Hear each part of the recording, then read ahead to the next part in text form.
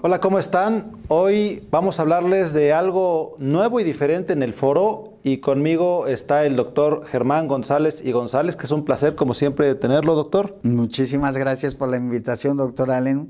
Es bienvenido y tenemos, ahora sí, como les prometimos a todos, vamos a hacer el programa de hoy con preguntas que nos ha hecho el público. Y son bastantes, pero vamos a empezar con las que son más relevantes. Estivalis Barbeito pregunta, ¿se puede tener personalidad combinada, por ejemplo, pulsatila con sepia? Sí se puede tener personalidades combinadas porque no somos totalmente puros, somos una unidad de cuerpo, alma y espíritu y eso da una multiplicidad de expresión. Pero siempre hay algo de más peso. Por ejemplo, en el eneagrama que enseñamos en el IESP, lo que sucede es que hay 9 personalidades, como usted la conoce muy bien, doctor Allen, y aunque las pasiones se pueden combinar, hay una pasión más fuerte que jala y expresa más una personalidad que otra. Por ejemplo, pulsatila es un medicamento dócil, lloroncito, que fácilmente se siente despreciable, pero tiene una gran carga homeopsicósica o una carga miasmática psicósica. Y en cambio, sepia también puede tener esa docilidad aparente de pulsatila y querer ayudar a los demás, pero sepia siempre termina separándose de la familia, termina enojada con la familia, termina con aversión a la familia porque se siente enojada, se siente despreciada, se siente hecha a un lado. Y en cambio, sepia tiene una carga miasmática masórica, incluso con un poco de carga sifilítica. Entonces, no se pueden combinar sepia y pulsatila como no se puede combinar jamás ningún medicamento.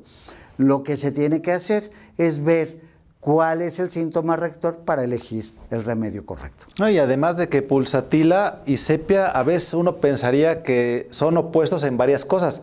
Por ejemplo, pulsatila mejora con el consuelo y sepia le tiene una aversión terrible al consuelo. Exactamente. Entonces es difícil. En la histeria pudiera ser que a veces se confunde un poquito a sepia, que está llorando, que está con mucha tristeza, pero tiene aversión a la compañía. Y pulsatila necesita un apego y un anclaje demasiado fuerte hacia su ser querido. Así es, y todas estas pequeñas minucias, pero importantísimas en el carácter y en la personalidad de cada remedio, esto es de la individualidad medicamentosa para la morbosa, o sea, para podérselo dar al paciente, efectivamente. Tenemos una segunda pregunta de Guadalupe López Gil y dice que si podemos hablar un poquito más sobre los miasmas que hablamos de la clase pasada. Con todo gusto, a mí me gustaría que en la siguiente plática que tengamos o en la otra, si ya está programada otra, hablemos específicamente de los miasmas y de las enfermedades crónicas. Vamos a hablarlo, vamos a programarlo entonces. Tercera pregunta, agradecemos a todos los que han comentado como Andrea Ramírez, Blas Camilo, Jani Sac, Guadalupe López, Flor Toledo, Raúl Martínez, Arina Smirnova, Roberto de la Luz, Yaredi Romero y muchos más que después vamos a seguir mencionando. Nos preguntan dónde comprar el libro del doctor Germán González y González. Ok, el libro lo vendemos en el Instituto de Estudios Superiores de Puebla. También lo vende la doctora Alexis en Guadalajara en su programa de Radar Opus. Bueno, fuera del programa de Radar, pero en la parte de la librería que ella tiene. A nosotros se nos agotaron ya la edición y apenas mandamos a hacer una reimpresión. Entonces ahí en unos 15 días ya tendremos probablemente el libro, pero no sé si les puedas dar el teléfono. Sí, les vamos a dejar el número en la pantalla para que lo anoten y sea más fácil para ustedes. Siguiente pregunta, ¿cuándo empieza el diplomado de medicina germánica que es tan esperado y si es abierto para todo el público? Me comentan que es en enero, el miércoles 11 de enero. Es un fabuloso diplomado que lo va a dar el doctor Galicia y la segunda parte del doctor Germán González.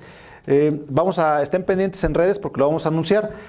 Nos preguntan la diferencia de estudiar un diplomado de homeopatía y la especialidad en homeopatía. Ok, En el IESP, en el Instituto de Estudios Superiores de Puebla, no tenemos diplomados porque estamos completamente dirigidos hacia los médicos. Y lo que sí podemos hacer es la diferenciación entre la especialidad y la maestría. La especialidad es un grado, como cualquier especialidad, como ser pediatra o ser psiquiatra, etcétera. Es un grado en una parte, que en esta parte es la homeopatía, y lo que se da es una cédula profesional al terminar. En cambio, en la maestría hay más investigación, los médicos tienen que tener e interactuar con pacientes, tener clínica directa con el paciente y se les da título y cédula profesional.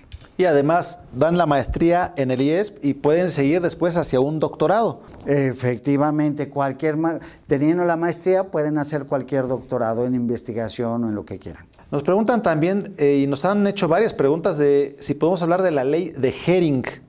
Con todo gusto.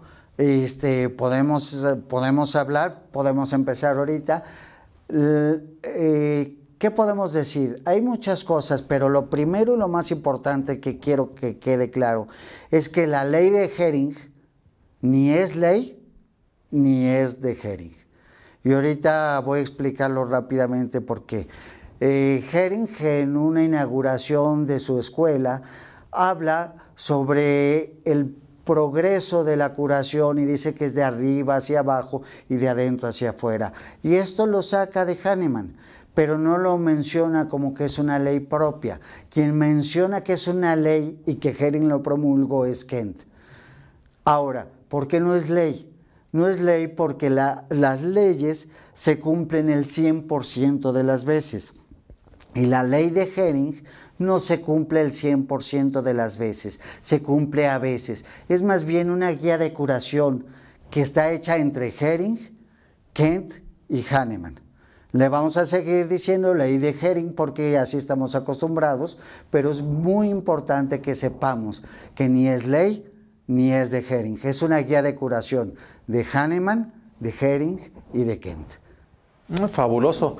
Y en esto siempre hay dudas, ¿no? Porque normalmente en homeopatía las personas nos damos cuenta que si el pacientito está enfermo de gripa y le sale un estreptococo y después le damos un medicamento, lo suprimimos, se complica, por ejemplo, con una artritis reumatoide, le dan otro medicamento y se suprime y después empieza una miocardiopatía, entonces la ley de Hering vamos a ir a curarlo de lo más complicado, que lo agarramos en la miocardiopatía, le damos un medicamento y va a aparecer una artritis reumatoide, le damos otro medicamento para curarlo y probablemente aparezca alguna gripa. Exactamente, esa es la ley de Hering. Ese es el principio fundamental y la parte más importante de esta ley. Y lo que sucede es que es como ver una película en reversa. Entonces, cuando aparecen síntomas viejos y desaparecen los síntomas por lo que el paciente llegó a consulta, es un extraordinario aviso de que vamos por muy buen camino.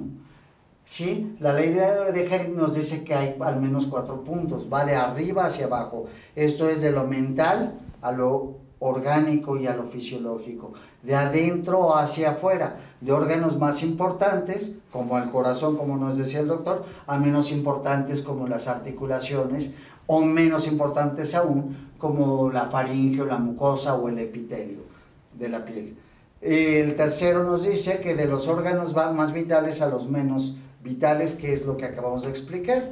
Y el último, que es el primero que explicó el doctor Allen y que es, creo, el más importante de la ley de Hering, que es ver como una enfermedad en reversa. ¿Y por qué no es una ley? Porque no siempre vemos esto. Lo vemos mucho en enfermedades crónicas, pero no siempre lo vemos en todas las enfermedades crónicas. Por eso es una guía de curación y no una ley. Y por esa razón no entra en los principios de la homeopatía, ¿no? Efectivamente. Por esa razón no entra en los 9 principios de la homeopatía, sino serían 10 principios. Pero, como no es una ley, no podemos meterla en la base fundamental de la medicina homeopática. Pues muy bien, vamos a seguir exponiendo las preguntas que nos hagan. Pueden ustedes hacerlas en el chat de YouTube. Y también recuerden suscribirse y también recuerden darle like. Estamos con mucho gusto, doctor.